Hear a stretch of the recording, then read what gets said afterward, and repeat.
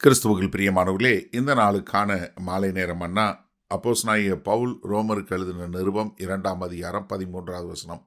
ரோமர் 2:13. ரோமன்ஸ் 2:13.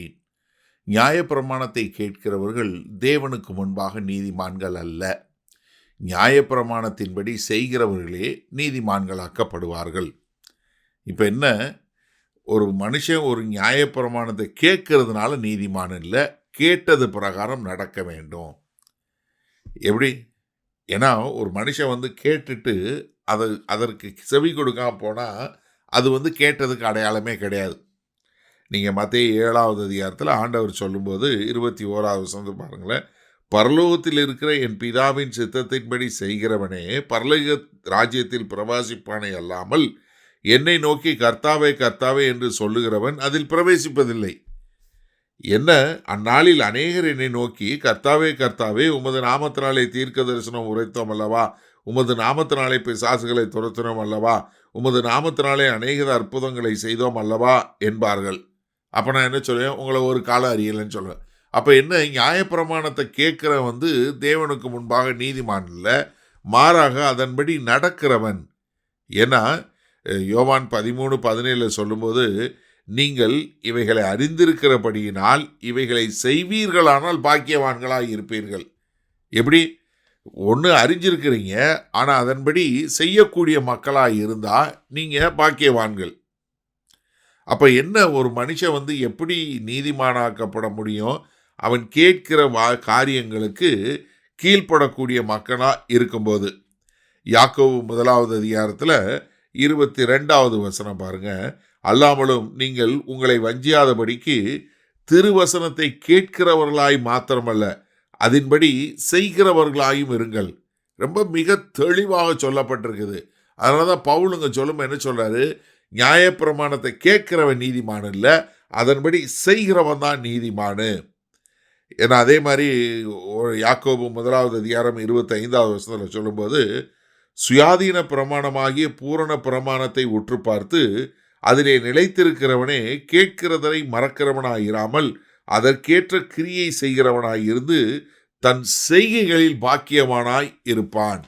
அப்போ ஒரு மனுஷன் எப்படிப்பட்டவனாய் இருக்கணும்? தேவனுடைய நியாயப்பிரமாணத்தை கேட்கிறான். கேட்கிற ஒரு யூதன் எப்படிப்பட்டவனாக இருக்கணும்? அந்த நியாயப்பிரமாணத்தை கீழ்ப்படியும் போது தான் அவன் நீதிமானாக மாறக்கூடியது. 1 யோவான் 3:7 சொல்லும்போது, பிள்ளைகளே நீங்கள் ஒருவராலும் வஞ்சிக்கப்படாதீர்கள், நீதியை செய்கிறவன் அவர் நீதியுள்ளவராய் இருக்கிறது போல தானும் நீதியுள்ளவனாய் இருக்கிறான். அப்போ ஒரு நீதிமான்களாக்கப்படுவது தேவன் முன்பாக நிற்க தகுதியுள்ளவன். ரைச்சியஸ் என்பது ரைட் ஸ்டாண்டிங் பிஃபோர் காட். ஒரு நீதிமான் என்பது நீதியான காரியம் செய்யல, தேவன் முன்பாக நிற்க தகுதியுள்ளவன். அப்போ ஒரு மனுஷன் தேவன் முன்பாக நிற்க தகுதியுள்ளவன்கிறது எப்படி வருது? அவன் தேவனுடைய வார்த்தையை கேட்கிறதுனால அல்ல, அந்த வார்த்தையை கேட்டு அதன்படி வாழ்வதனால.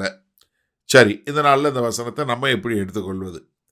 நம்ம எல்லாருக்கும் மிக தெளிவாக தெரிய வேண்டிய ஒரு காரியம் என்னென்னா, நம்ம எல்லாருமே கர்த்தராகிய இயேசு கிறிஸ்துவனுடைய சுவிசேஷத்தை கேட்குறோம், அவருடைய செய்திகளை கேட்குறோம், இந்த பிரசங்கங்களை கேட்குறோம், அதன்படி வாழுகிறோமா? நன்றாக சிந்தித்து பாருங்க. இன்றைக்கு கர்த்தர் நம்மகிட்ட எதிர்பார்க்கறது என்ன தெரியுமா?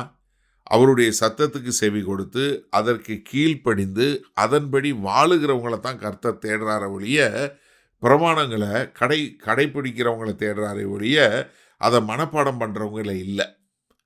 ஏன்னா சபைக்கு கொடுக்கப்பட்ட பிரதான கட்டளை என்ன?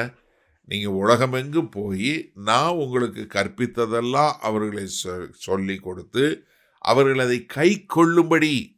எப்படி? நான் சொல்லி கொடுத்தது நீங்கள் அவங்களுக்கு சொல்லி கொடுத்து அதை அவங்க கேட்டு அதை பின்பற்றும்படி நீங்கள் அவங்களுக்கு போதீங்க. இதுதான் கர்த்தர் சொல்லி கொடுத்தது. நம்ம எப்படி அவருடைய வார்த்தையை நம்ம கேட்டு கீழ்ப்படிந்து அதன்படி தான் நம்ம மற்றவங்களை கீழ்ப்படியக்கூடியவங்களாக மாற்ற முடியும். அதனால தான் நான் சொல்லுவேன், எப்பொழுதுமே நீங்கள் ஒரு கீழ்ப்படியாத ஒரு ஆள் மற்றவங்களை கீழ்ப்படிக்க வைக்க முடியாது. ஒரு சீர்திருந்தாத மனுஷன் மற்றவங்களை சீர்திருத்த முடியாது. Only a transformed person can transform somebody. அப்போ நீங்கள் மாறி ஒரு கீழ்ப்படிதல் உள்ளவனாக இருக்கும்போது தான் மற்றவங்களை கீழ்ப்படிதல் உள்ளவங்களாக மாற்ற முடியும். அப்போ எனக்கு அருமையான சகோதரனே சகோதரியே, இந்த நாளில் வேத வசனத்தை கேட்குறீங்களே, அந்த வசனத்தை கேட்குறவங்களா மாத்திரம் இருக்கிறீங்களா? இல்லை கீழ்ப்படுகிறவங்களா இருக்கிறீங்களா? யார் நீதிமான்னு சொல்றாரு? வசனத்தை கேட்கிறவன் அல்ல, வசனத்தை செய்பவனே நீதிமான். நீங்க எப்படி?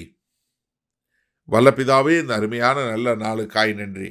இதோ அந்த நல்ல நாளிலும் எங்களை நாங்களே சுயசோதனை செய்து, ஆமாண்டவரே, நாங்கள் கேட்கிறவர்களாய் மாத்திரமல்ல, கேட்கிற வார்த்தைகளுக்கு கீழ்ப்படிந்து அதை எங்கள் வாழ்க்கையில் அபியாசப்படுத்தி அதன்படி வாழ்ந்து மற்றவர்களுக்கு போதிக்கக்கூடிய மக்களாய் இருக்க எங்களுக்கு கிருபை பாராட்டுங்க.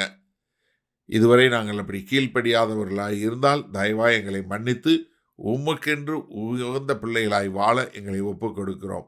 மீட்பெரும் இரட்சகருமாகிய இயேசு கிறிஸ்துவின் மூலம் பிதாவே, ஆமேன். கர்த்தர் உங்களை ஆசீர்வதிப்பாராக. நாம் நாளை காலை தினசரி தியானத்தில் சந்திப்போம். Good night.